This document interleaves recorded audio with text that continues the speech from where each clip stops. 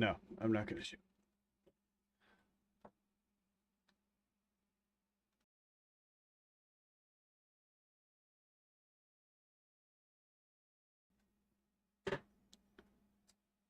Welcome back to BlastmanXS Gaming for Year 7 Season 2 patch notes.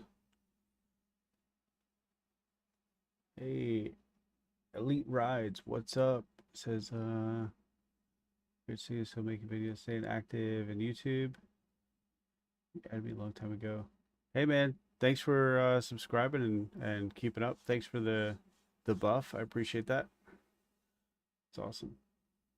Hope you can hang out to follow these patch notes with me and Ghost. We got Ghost here in the chat.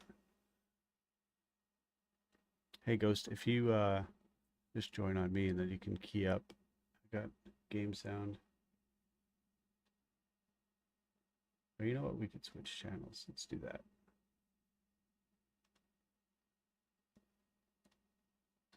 All right, you're in the channel. And let's go. All right. It should be active now. Say hi, Ghost.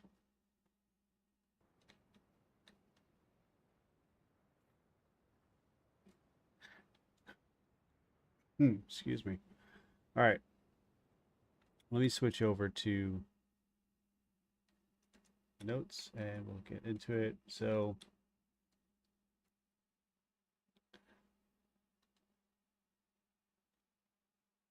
Year 7 Season 2, these release notes, they came out a little while ago. People have probably seen them, maybe not. You might have seen some other forums talk about them, but I'm going to go over them anyway for anyone that hasn't seen them, and I'm just going to give my 2 cents on what they are and what I expect to see. And Ghost is here. We'll get his commentary on that as well. All right, so let's go to next page here. So looks like Retaliation, a new permanent end game, includes territory controls, faction conflicts, name zones, and farm target exotics. Let's take a look at that. So how it works. So Retaliation takes place in DC, New York, and Brooklyn, and you have to face different factions. Each faction has their own agitation meter. So you fill the meter and eliminating enemies, completing missions, capturing control points, engaging with activities against the faction. Once the meter reaches 100%, the retaliation phase begins. Now, this sounds very familiar, doesn't it? The old Assassin's Creed franchise, right? They had zones, not to mention that other studios games, but let's just stick with Ubisoft, right? They had zones and factions, and they had um, meters where you would see how much you have to deal with the enemies and take over. And they had a mini game in it where you had to deal with, it's basically like tower defense. So that's what I'm imagining the retaliation is going to be. So it says you could choose to engage by initiating retaliation from a new retaliation tab in the mega map. This starts to a retake timer that teleports you and the group, if you're in a group, to the zone's safe house. Your objective is to reclaim all marked control points before the timer expires. Capturing control points extends the timer, but time is tight, so every second counts. You can also extend the timer in other ways, such as completing maneuvers, taking advantage of retaliation mechanics, plan your approach strategically, it says here. So kill squads can appear during retaliation, defeat them, not only to increase your timer, but also gives you a chance to earn special exotic blueprints. Let's keep that in mind for later, right? You with me, Ghost?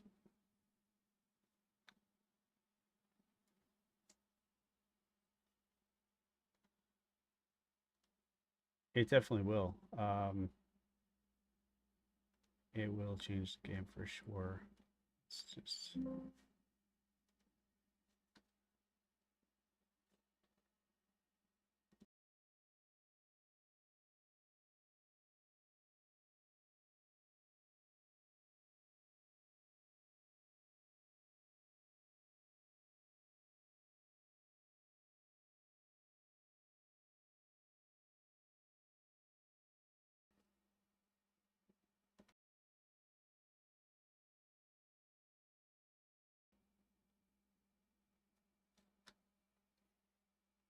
All right, so let's see.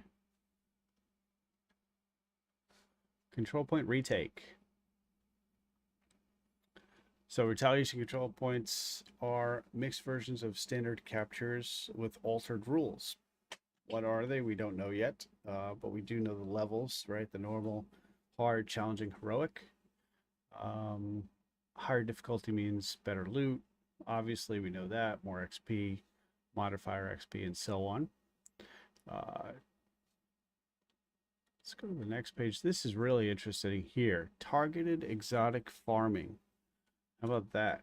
We've all tried to farm exotics. And I think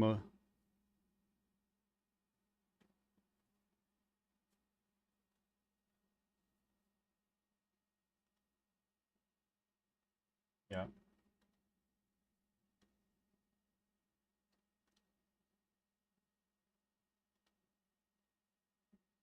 Give me a second here.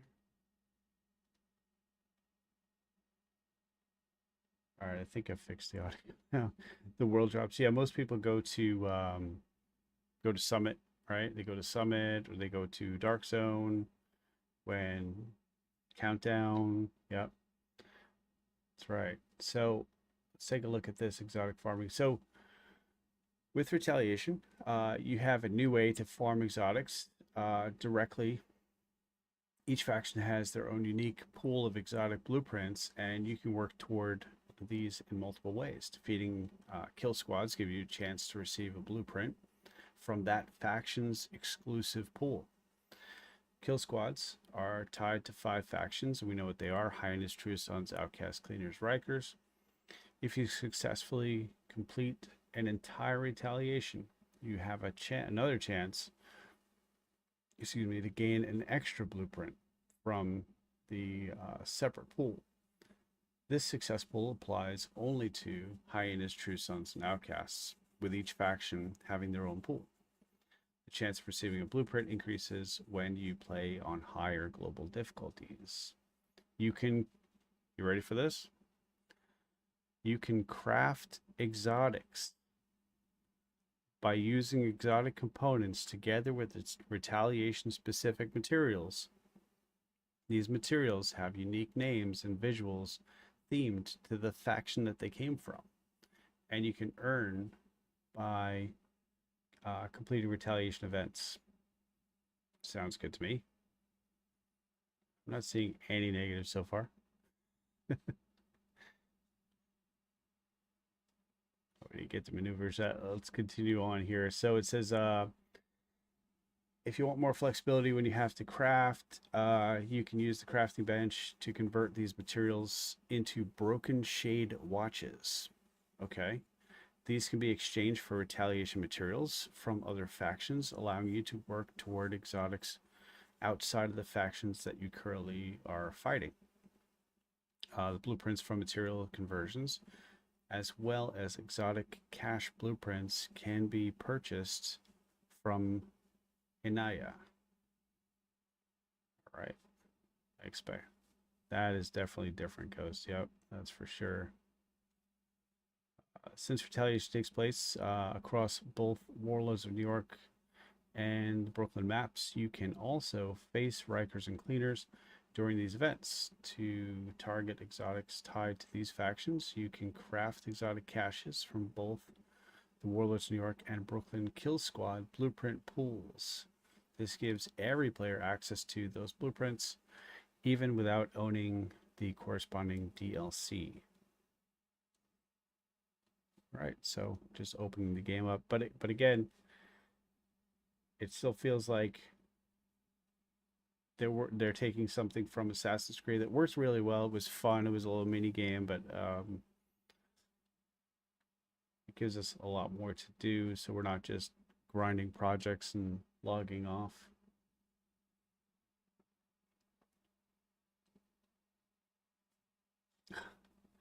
Man, Assassin's Creed series was a great series. I believe I played all of them.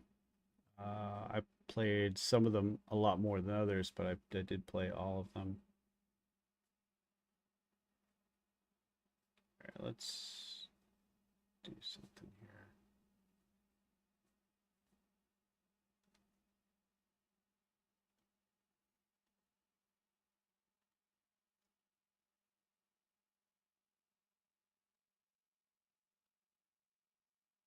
All right, let's go to the next. Let's see. What was the next one? Maneuvers. So optional challenges. Maneuvers are optional challenges that you can take on between capturing control points during a retaliation. Each maneuver is the same for every player participating in the retaliation, but you must complete it individually to earn the reward. Okay. Completing a maneuver adds extra time to your retake timer, which can make a difference between reclaiming a zone or running out of time. Maneuvers change every time you capture control point, whether you are or not have completed the current one. You never have to complete them to finish a retaliation, but they give you another way to manage the clock, especially if your group is cutting it close. That's cool. I don't even know how much time you'll have on the clock, but sounds good to me so far. All right, let's get into what the modifiers are. So global modifiers, divide and conquer. So the season's global modifiers and powers you based on your control over a territory. So it's plus X% rate of fire for each named zone that is contested, up to a maximum of 30% rate of fire.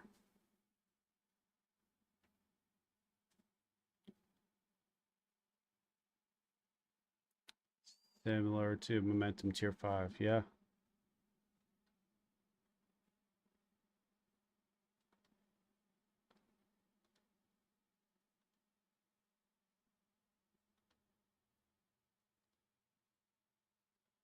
All right, let's see. Territory control bonuses apply to the 2 named zones in Battle for Brooklyn, the named zones in Warlords New York expansion, and the 11 named zones DC. Bonuses scale evenly based on the number of zones in the map, so you can reach the same maximum value no matter where you play. Obviously, less zones, it's quicker to get there, but the other ones have bigger zones. All right, next we're going to cover, let's see, active modifiers. So the season introduces 5 faction-themed abilities. Each of the unique functionalities inspired by their respective factions. It's going to be good. There are the main long-term rewards of the retaliation gameplay in a loop. You can unlock them through the season journey, and you can upgrade them by earning modifier XP in 2 ways. Completing retaliation against a faction gives you modifier XP from the faction-specific modifier, and eliminating enemies while the modifier is equipped grants a small amount of modifier XP for that modifier. All right, so looking, the first one is Hyenas Spiced Up. All of your armor is stripped. Okay, doesn't sound good. For the duration of the modifier, you cannot aim down sights or repair armor. In return, each successful hit on an enemy adds a stacking weapon damage bonus that recovers some health. Okay, so hitting recovers health. You also gain a boost to health, reload speed, and movement speed. Upgrades, level 5. When you press the input again, or when the timer ends, replenish armor proportionally to your current health. I don't know how I feel about that one. I'll be honest, it almost sounds like I hate to say it again, but momentum, but faction wise. Mm-hmm. It's like momentum was everything tied into one. This seems like it's broken up a little more. Yeah. Um, yeah, I like when they pull things from other games that worked well that we liked. I think that I forgot which season it was where we said that the modifiers were just completely terrible after having really good modifiers. Now we're in year 7, season 1, and we have pretty decent modifiers. And season 2 modifiers, I mean, they're different for sure. There's gonna be a lot to do. Um, I don't know anybody that's going to actually say I'm bored with the game. There's too much in this game to say you're bored. Right. I'm with you. But to anybody out there that plays the game solo, that's really not what this game is about. It's a lot more fun when you play with friends. There's just so much interaction you can have. And after level 1000. You have to, yes, that's right, Ghost. Once you hit Shade level 1000, it does feel like a new game. Your watch is full. Your base stats are maxed out.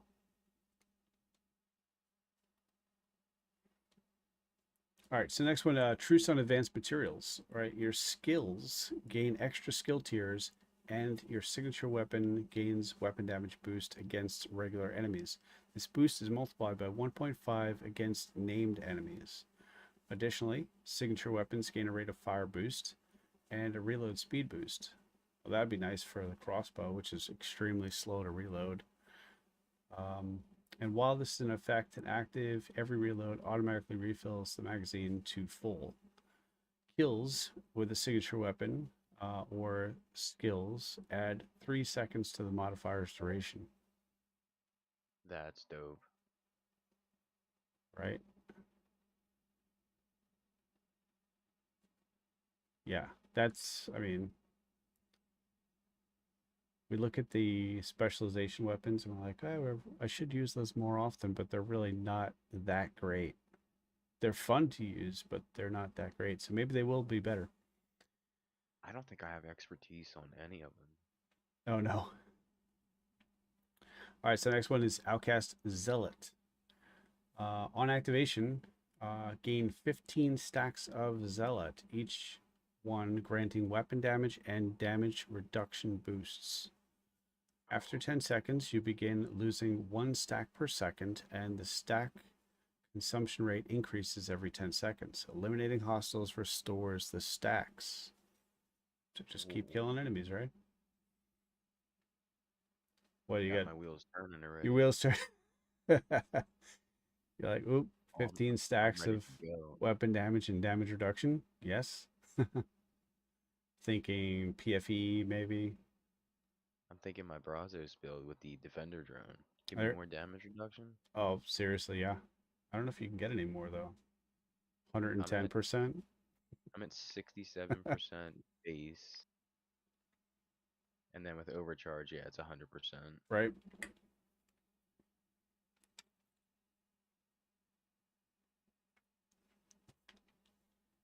All right, so it says here upgrades level 5. For each stack consumed, the EMP explosions damage increases by 2%. All right, so that must be the EMP grenade, I'm guessing, from the technician. All right, Riker's modifier is called Say Cheese. Blind hostiles in a cone in front of you.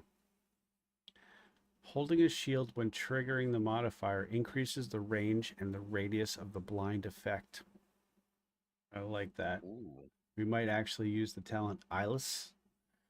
Eyeless is a what's AR talent. I think it's on a lot of different weapons, but it does amplify damage to blinded enemies. or trauma. Yep. Trauma. Pressure point. Amplified damage against status affected enemies. That's a possibility as well. So you can upgrade this one to level 3. It says eliminating hostiles while using a shield reduces the cooldown by 1 second.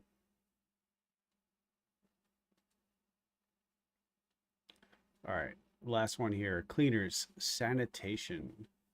On activation, set enemies within a radius on fire. While the modifier is active, each unique enemy set on fire adds 1 stack of sanitation, which grants extra damage to burning enemies. What classifies them as unique? All right, I guess they're saying each enemy, each individual Maybe enemy. it's like, I don't know, the foam guys or the flamethrowers. Oh, maybe, but yeah, I guess unique is that operative word there. Two or more, let's see, two stacks for each enemy currently burning repair armor every second. Three stacks, critical hits inflict burning to enemies. Or you just constantly burn enemies at that point. Was like Lupa's drone build. Yeah. Yep. What's the got that talent. The Pyromaniac is a gun that we all wish was better, but it really stops working when you hit level 40. Yeah. But we're not, I don't think anybody's doing level 30 to 40 anymore. They might be. All right, let's move to the next section here. So passive modifiers. We got universal passive modifiers. Assault.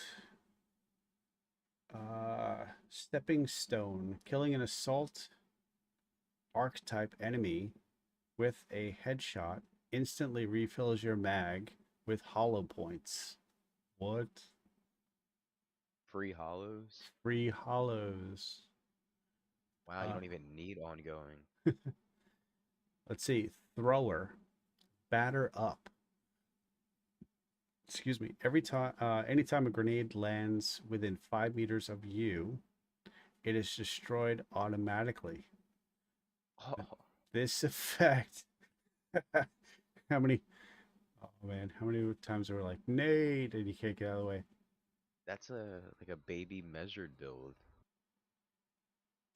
Like that's like you don't even have to run measured assembly. Right? Oh yeah, yeah. That does seem like it pulls some things out of measured. Says this effect lasts for 45 seconds. 45 second. I'm sorry. It has a 45-second cooldown.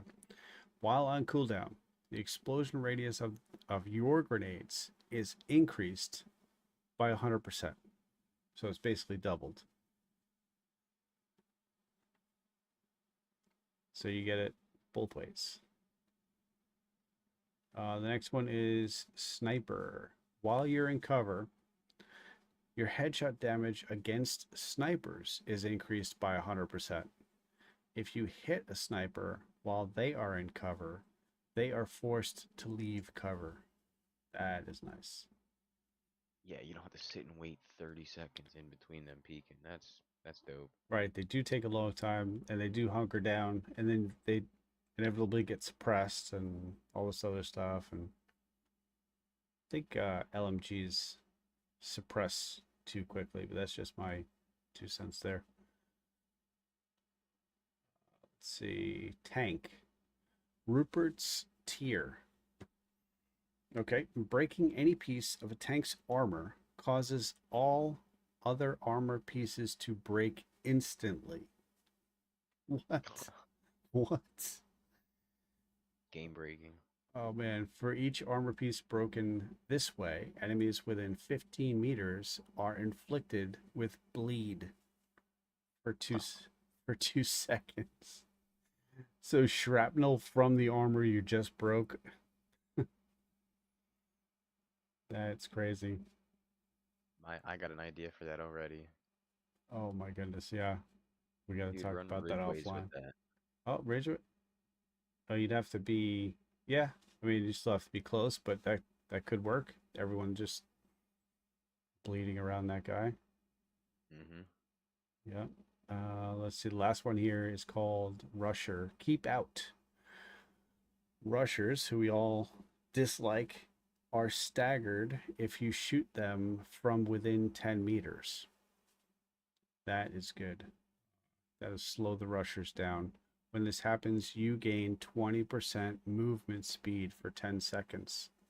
So it gives you time to maneuver out of their way and um, keep working on them. I think that's all good stuff there. I don't see anything negative with the passive modifiers.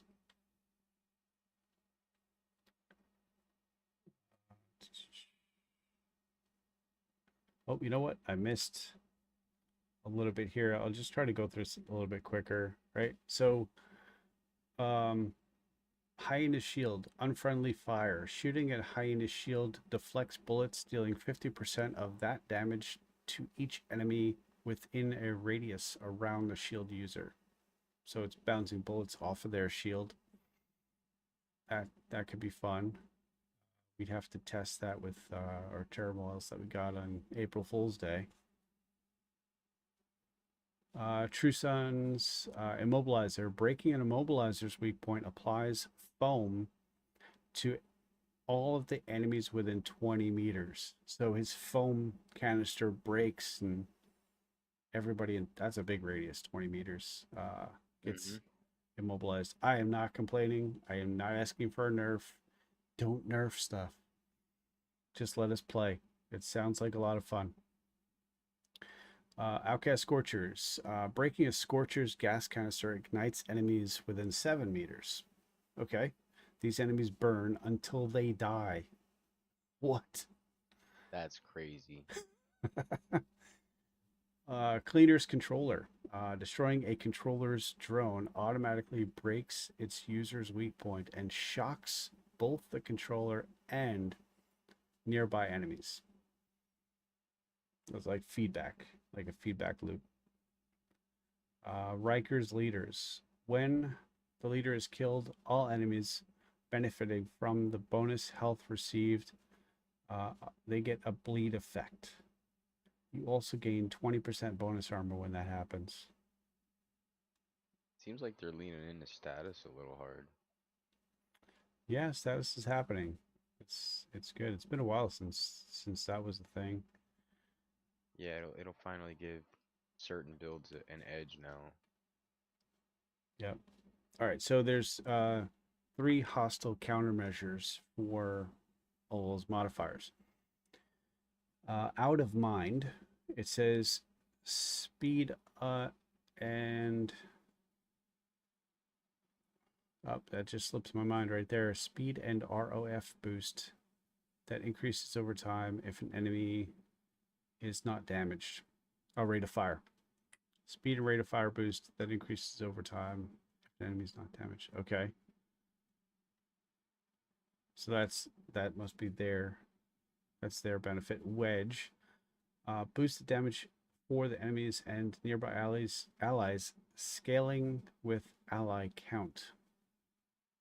Overwatch grants overheal to the affected enemies while their gadget is deployed. Okay, so their healing stations are going to be more powerful. Great. Yeah. So those are the countermeasures. All right, now we're getting into the good stuff here. So this is new exotics. Look at that. You see the screen? We got 2 new exotics here so far. We didn't get to the rest of it, but we're looking at the Shroud and the Tempest. The If I'm not Shroud. mistaken, the Tempest is the pistol, right? That is right. So the Shroud is the exotic M700 carbine, however you say it, Carbine. depending where you're from in the world. The talent is high priority target, amplifies weapon damage by 125% to the highest ranking enemy on the board. And that's what I was mentioning the other day when we looked at the release notes offline. It's I like the idea of going after the leaders first, but there already is that mechanic in the game. And if you notice it next time you're playing, you'll see that there is a health bar or an extra health or boost bar under the enemies, the reds and the purples, when there's a yellow on the board. And when you take out that yellow, that extra health bar goes away. So that mechanic does exist, but they're going to take more advantage of it in this next season. So that's kind of cool.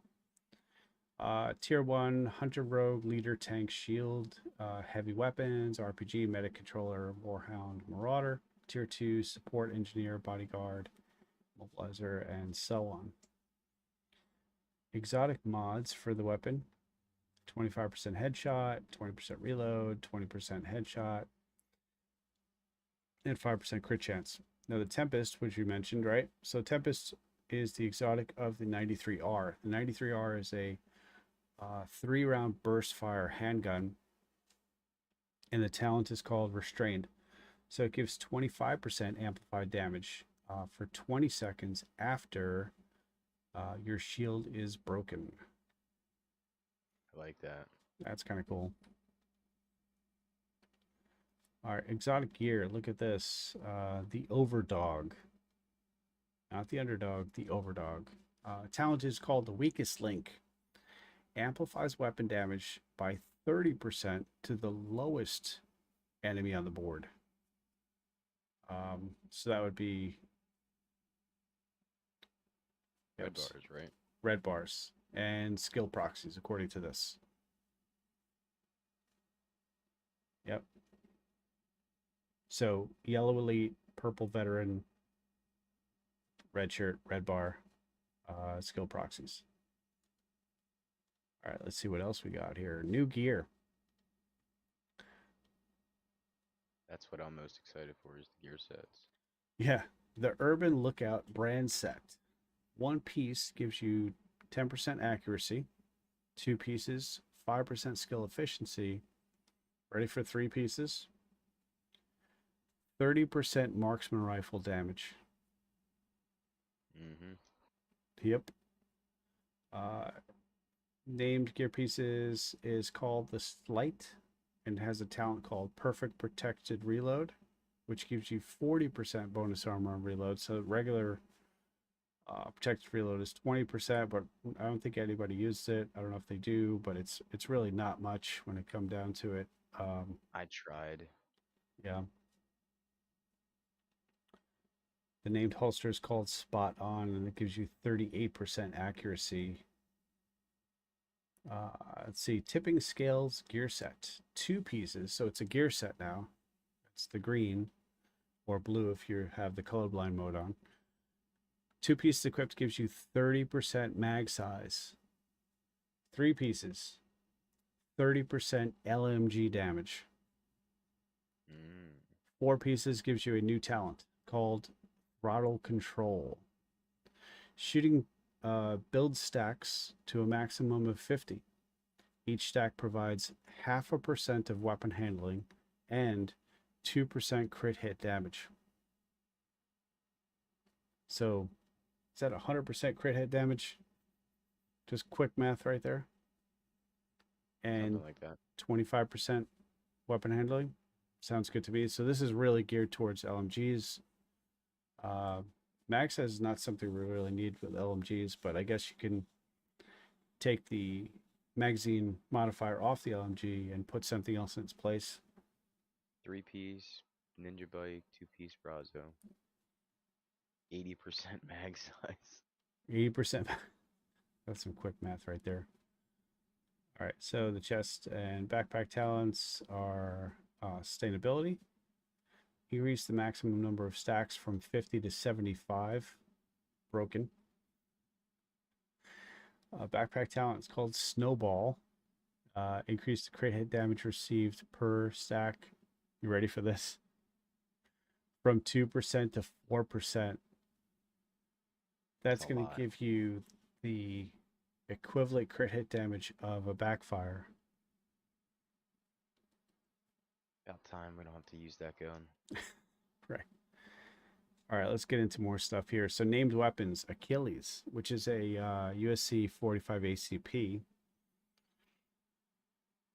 So the Achilles has perfect soft spot. Destroying a weak point grants 24% weapon damage for 15 seconds. Just hit a weak point first, then kill the enemy. Investigator, which is a custom M44. Again, 24% weapon damage, 15 seconds. And then the regular talent soft spot is 19% weapon damage for 15 seconds. But that's still, it's, I mean, a red core is 15, so it's 19. So it's better than red core. All right, so just quickly, there's some other changes. It says maximum expertise level is set to 30. This change ensures that you don't outpace the challenge level of the game currently offers, provides a clear up limit for your gear's power level and makes it easier to invest in a wider variety of items. Okay. All right. Well, I appreciate everyone watching, and Ghost, thanks for the commentary. Do you have any other input here? I can go back to some slides. We can talk about some other stuff, or just, I'm really, really, really excited for the Tempest. I just, yeah. being that it is a pistol, I think it's going to be really strong because you have unlimited ammo for it. Mm-hmm. And like normally, I think pistols, when you make builds like that, are spec for headshot. I think this will be more towards like a crit build, which I think will be easier for a lot of, I would say, newer players. Yep. Yep. And we can dust off the punch drunk mask, which I don't I know. run it anyway. I don't know, man. Yeah. You run it for the headshot damage, but not Yeah. for the pistol damage, Well, that was one right? thing with the imminence gear set that I didn't like is I appreciate that it gives you 60%, but that 100% threat that you get, Mm-hmm. unless you're running the cloak, makes it really hard to use unless you're running like yeah, like a cab tank build. Right. And I do appreciate that they're finally making like priority targets now of targeting, the leaders first. Mm-hmm. Yeah, I like that too. I mean, we just run into a mission and shoot the guy that's in front of us, right? But now it's it's going to be a little bit more strategic. Like, okay, the elite's over there, or the named is over there. Let's go get him or her or it. Yeah. Yeah. So, yeah, I'm looking forward to the season a lot. I think it's going to be a lot of fun. All right, I mean, I've said it before. Momentum was, in my opinion, the strongest modifier we've had. But from so far, like what we've read and what we've talked about, I think this season's gonna be really, really different. for sure. I'm most curious. I mean, I like all the stats effects. You know, my builds are around stats effects, but I'm most curious about the retaliation, how that's going to work. Yeah, and the fact that they separated it like per faction is that's another really, really cool idea. Mm-hmm. And I think that like kind of gears more towards open world play, like control points and different stuff and bounties.